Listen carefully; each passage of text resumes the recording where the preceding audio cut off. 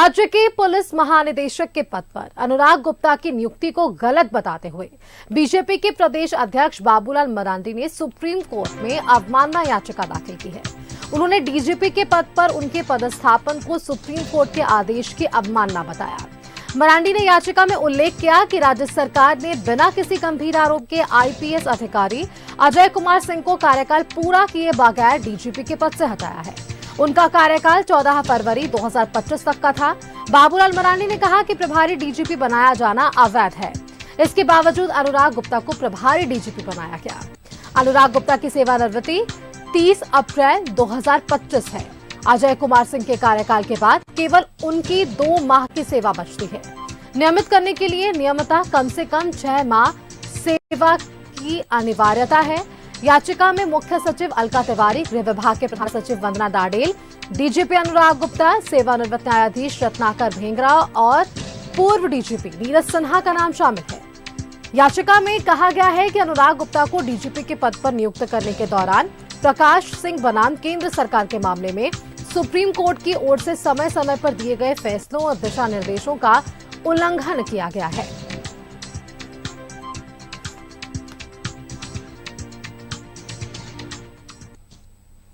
अधिक जानकारी के साथ न्यूज रूम से हमारे संवाददाता अंजनी जुड़ चुके हैं। अंजनी का एक बार रुख करते हैं। अंजनी, देखिए, प्रभारी डीजीपी जब बनाए गए थे अनुराग गुप्ता, तो उस वक्त भी इस पर खूब सियासत हमने देखी थी और बीजेपी के प्रदेश अध्यक्ष बाबूलाल मरांडी ने अब इससे लेकर सुप्रीम कोर्ट में भी एक अवमानना याचिका दाखिल कर दी है और वहां सुप्रीम कोर्ट के आदेश के अवमानना का भी उन्होंने जिक्र किया है, कार्यकाल का उन्होंने जिक्र किया है। बहुत सारे सवाल यहां पर उन्होंने खड़े कर दिए हैं।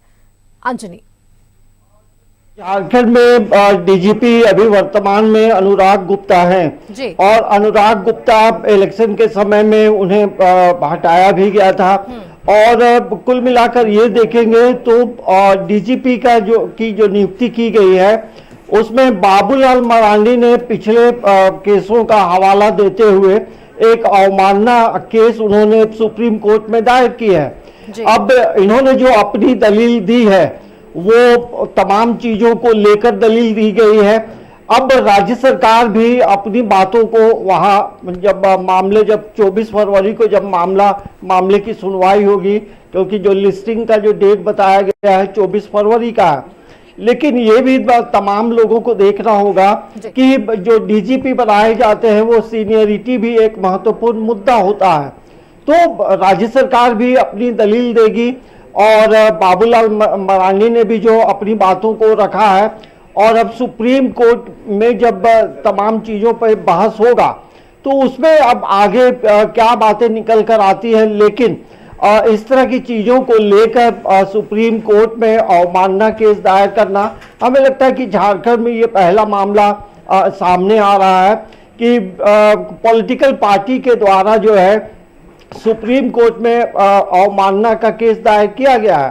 तो अब तमाम चीजें सुप्रीम कोर्ट पर टिकी है कि सुप्रीम कोर्ट जो है दोनों पक्षों की दलीलों को सुनेगा।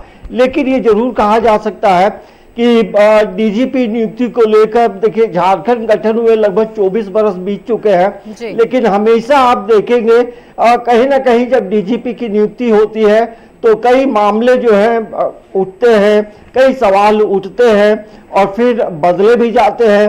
तो हमें लगता है कि इन चीजों को लेकर अब जब मामला सुप्रीम कोर्ट पहुंचा है तो सुप्रीम कोर्ट पूरी तरह से नियमानुसार जो है अपना फैसला देगी और क्या फैसला होगा। अंजनी, जो याचिका बाबूलाल मरांडी ने दायर की है उस याचिका में मुख्य सचिव अलका तिवारी भी हैं, गृह विभाग के प्रधान सचिव वंदना डाडेल का नाम का जिक्र है, डीजीपी अनुराग गुप्ता है ही, सेवानिवृत्त न्यायाधीश रत्नाकर भेंगरा और पूर्व डीजीपी नीरज सिन्हा का भी नाम इसमें शामिल किया गया है। और ये कहा गया है कि अनुराग गुप्ता को डीजीपी के पद पर नियुक्त करने के दौरान प्रकाश सिंह बनाम केंद्र सरकार के मामले में सुप्रीम कोर्ट की ओर से समय समय पर दिए गए फैसले और उनके निर्देशों का उल्लंघन भी हुआ है। यही देखिए, यही बातें मैं कह रहा हूं कि उन्होंने जिन मामलों का जिक्र किया है, जो पूर्व में जो फैसले आए हैं, उन फैसलों को कोर्ट करते हुए अवमानना का केस उन्होंने दायर किया है। तो अब देखिए अब क्या होगा। अब दोनों तरफ की जो दलीलें हैं वो सुनी जाएगी, उसके बाद जो है सुप्रीम कोर्ट अपना फैसला देगी। लेकिन ये जो चीजें हैं ये थोड़ी लंबी चलती हैं और अभी देखेंगे तो 30 अप्रैल का जो दिन होगा, अनुराग गुप्ता वो रिटायर होंगे, तो अब अगला डीजीपी कौन होगा ये तो सवाल बाद में उठता है।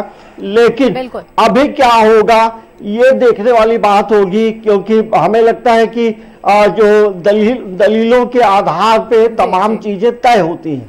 बिल्कुल अंजलि, इस खबर पर ये तमाम जानकारी आपने हमारे दर्शकों तक साझा की। इस खबर पर इन तमाम जानकारियों के लिए धन्यवाद आपका। लेकिन आप बने रहिएगा हमारे साथ, अगली खबर पर भी आपसे कुछ अपडेट्स लेंगे।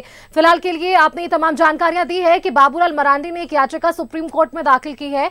सुप्रीम कोर्ट के फैसले के उल्लंघन का भी उन्होंने यहां पर आरोप लगाया है। और इसके साथ ही आपको ये भी बताते चलें कि अनुराग गुप्ता की सेवानिवृत्ति 30 अप्रैल 2025 तक के लिए है और डीजीपी अनुराग गुप्ता की यही नियुक्ति पर यहां सवाल बीजेपी के प्रदेश अध्यक्ष बाबूलाल मरांडी ने उठाए हैं और सुप्रीम कोर्ट में एक अवमानना याचिका दाखिल की गई है।